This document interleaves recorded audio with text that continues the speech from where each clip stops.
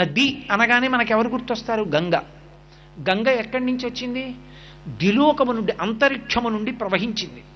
రంగతుంగ తరంగ సంఘములతో రంజిల్లు ఘోషంబుతో బంగారంబగు పొంగుతో నురగతో పువ్వాట తుంపర్లతో భంగుల్ సల్పుచు జంఘలించుచు నభోభాగము నుండి జారన్ గంగమ్మను దల్చితే శిరమునన్ రంజిల్లు తుంశంకర. పైనుంచి కింద పడింది.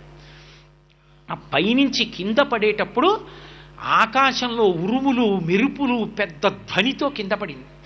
శిలల్ని గుద్దుకుంది, హిమాలయాల్ని గుద్దుకుంది, పరమశివుణ్ణి తాకింది, కిందకొచ్చింది, త్రిపథగగా ప్రవహించి పాతాళలోకం వరకు వెళ్ళింది. ఏ నది ఉత్పత్తి అయినా దాని యందు ఒక లక్షణం ఉంటుంది. అది ధ్వనితో, కాంతితో సంబంధాన్ని పొందుతుంది. నదులు ఉద్ధృతంగా ఎప్పుడు ప్రవహిస్తాయి? వానాకాలంలో. వానాకాలంలో ప్రవహించాయి అంటే వానాకాలంలో నల్లటి మబ్బులు వచ్చినప్పుడు వర్షధారలు పడే ముందు పిడుగులు పడతాయి, మెరుపులు మెరుస్తాయి. ఆ మెరుపులలో ఉండేటటువంటి శక్తిని, పిడుగులలో ఉండే ధ్వని శక్తిని తాను పుచ్చుకొని ఆ శక్తితో కలిసి శబ్ద బ్రహ్మమయీ చరాచరమయీ జ్యోతిర్మయీ వాంగ్మయీ అంటాం. శబ్దము పెద్ద శక్తి, అందుకే విస్ఫోటనము చంపేస్తుంది. లలితమైన శబ్దము ఆహ్లాదమిస్తుంది. శబ్దము వలన జ్ఞానమును పొందుతాడు. తనకి తెలియనిది వేరొకరి వలన విని జ్ఞానమును పొందుతాడు. అటువంటి శబ్దము బ్రహ్మాండంగా పైన వినపడుతుంటే అంతరిక్షంలోంచి, ఆ నల్లని మబ్బులోంచి ఆ జలధార వాటి శక్తిని పొంది ఆ మెరుపుల యొక్క వెలుతురు శక్తిని, ఆ పిడుగుల యొక్క ధ్వని శక్తిని పుచ్చుకుని రెండు శక్తులతో కలిసి కింద పడుతుంది. కింద పడి తాను ఇది స్యందనశీలాహ ప్రవాహ లక్షణము దాని ఎందుంది. అది ఎక్కడదని అడిగారు. అది ఈశ్వర శాసనం. పరమేశ్వరుడు శాసించాడు. ఈ పంచభూతములను సృష్టించినప్పుడు శివమహాపురాణంలో శుక్రాచార్యుల వారు పరమశివుడి కడుపులో పడుకుని స్తోత్రం చేస్తారు. ఈశ్వరుడు శాసనం చేశాడు. ఒక్కొక్క భూతానికి ఒక్కొక్క శాసనం చేశాడు. ప్రాణికోటి బ్రతకాలి కనుక మీకు నేను శాసనం చేస్తున్నాను. వాయువు అంతటా తానే వెళ్ళాలి. అగ్ని ఊర్ధ్వముఖంగా పైకి లేవాలి.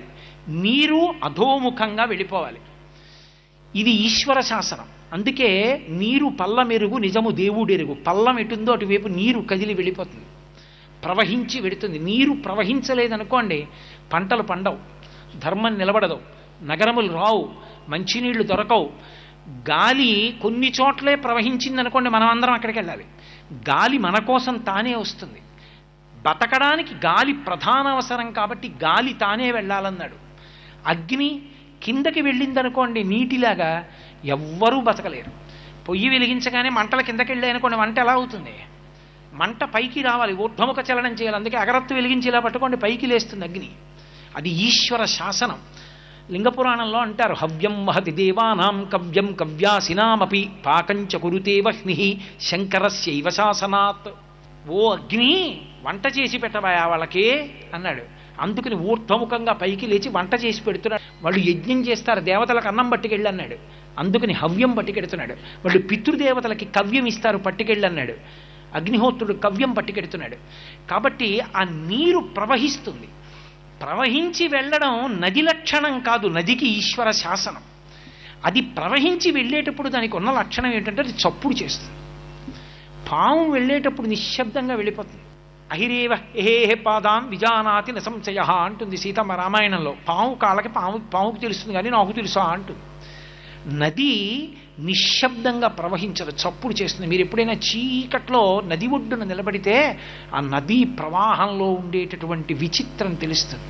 సర్వం శ్రీ ఉమామహేశ్వర పరబ్రహ్మార్పణమస్తు. స్వస్తి.